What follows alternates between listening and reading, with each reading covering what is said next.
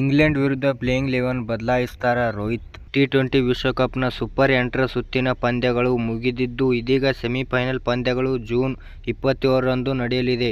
ಭಾರತ ಕಾಲಮಾನ ಬೆಳಗ್ಗೆ 6 ಗಂಟೆಗೆ ಅಫ್ಘಾನಿಸ್ಥಾನ ಮತ್ತು ದಕ್ಷಿಣ ಆಫ್ರಿಕಾ ನಡುವೆ ಮೊದಲ ಪಂದ್ಯ ನಡೆಯಲಿದೆ. ಈ ಪಂದ್ಯಗಳಲ್ಲಿ ದಕ್ಷಿಣ ಆಫ್ರಿಕಾ ಗೆದ್ದು ಫೈನಲ್ಗೇರಿದೆ. ಹಾಗೆಯೇ ಎರಡನೇ ಪಂದ್ಯ ಭಾರತ ಮತ್ತು ಐರ್ಲೆಂಡ್ ನಡುವೆ ಪ್ರಾವಿಡೆನ್ಸ್ನಲ್ಲಿ ರಾತ್ರಿ 8 ಗಂಟೆಗೆ ನಡೆಯಲಿದೆ. ಟಿ20 ವಿಶ್ವಕಪ್ನಲ್ಲಿ ಭಾರತ ತಂಡ ಅದ್ಭುತ ಪ್ರದರ್ಶನ ನೀಡುತ್ತಿದ್ದು, ಆಸ್ಟ್ರೇಲಿಯಾವನ್ನು ಮಣಿಸಿ ಸೆಮಿಫೈನಲ್ಗೆ ಅರ್ಹತೆ ಗಿಟ್ಟಿಸಿಕೊಂಡಿದೆ. ಮತ್ತೊಂದೆಡೆ ಇಂಗ್ಲೆಂಡ್ ಅಮೆರಿಕ ಸೋಲಿಸಿ ಸೆಮಿಫೈನಲ್ ಅರ್ಹತೆ ಗಳಿಸಿತ್ತು. ಇನ್ನು ಈ ಮಹತ್ವದ ಪಂದ್ಯಕ್ಕೆ ಪ್ಲೇಯಿಂಗ್ 11 ಹೇಗಿದೆ ಎಂದು ನೋಡುವಿರಾ? ಓಪನಿಂಗ್: ಭಾರತ ಈ ಪಂದ್ಯದಲ್ಲಿ ಮತ್ತೊಮ್ಮೆ ರೋಹಿತ್ ಶರ್ಮಾ ಅವರಿಂದ ಬಲಿಷ್ಠ ಆರಂಭ ನಿರೀಕ್ಷೆಯಲ್ಲಿದೆ.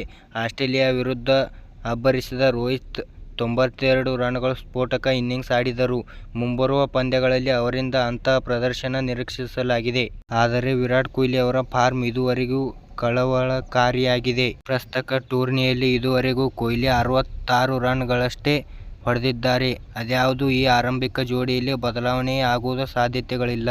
ಎಂದಿನಂತೆ wicket keeper batsman Rishabh Pant 3ನೇ ಸ್ಥಾನದಲ್ಲಿ ಕಣಕ್ಕಿಳಿಯಲಿದ್ದಾರೆ. ಕಳೆದ 6 ಪಂದ್ಯಗಳಲ್ಲಿ ಅವರು 132.53 ಸ್ಟ್ರೈಕ್ ರೇಟ್ನಲ್ಲಿ 167 ರನ್ ಗಳಿಸಿದ್ದಾರೆ. ಸೂರ್ಯಕುಮಾರ್ ಯಾದವ್ 4ನೇ ಕ್ರಮಾಂಕದಲ್ಲಿ ಬ್ಯಾಟಿಂಗ್ ಮಾಡಲಿದ್ದು, ಪ್ರಸಕ್ತ ಟೂರ್ನಿಯಲ್ಲಿ ಅವರು 2 ಅರ್ಧಶತಕ ನೆರವಿನಿಂದ 149 ರನ್ ಗಳಿಸಿದ್ದಾರೆ.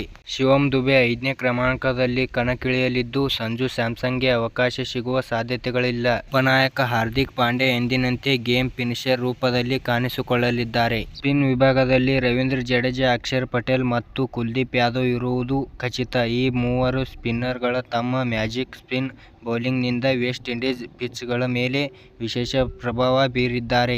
ಅದೇ ಸಮಯದಲ್ಲಿ ಜಸ್ಪ್ರೀತ್ ಬುಮ್ರಾ ವೇಗದ ಬೌಲಿಂಗ್ ದಾಳಿಯ ಜವಾಬ್ದಾರಿಯನ್ನು ನಿಭಾಯಿಸಲಿದ್ದು, ಹರ್ಷದೀಪ್ ಸಿಂಗ್ ಅವರಿಗೆ ಬೆಂಬಲ ನೀಡಲಿದ್ದಾರೆ. ಹಾಗೆಯೇ ನಮ್ಮ ವಿಡಿಯೋ ಇಷ್ಟವಾದರೆ ಸಬ್ಸ್ಕ್ರೈಬ್ ಮಾಡಿ ಮತ್ತು ಹೇಗೆ ಆಗಿದೆ ಎಂದು ಕಮೆಂಟ್ ಮಾಡಿ ಮತ್ತು ಶೇರ್ ಮಾಡಿ. ಎಲ್ಲರಿಗೂ ನಮಸ್ಕಾರ.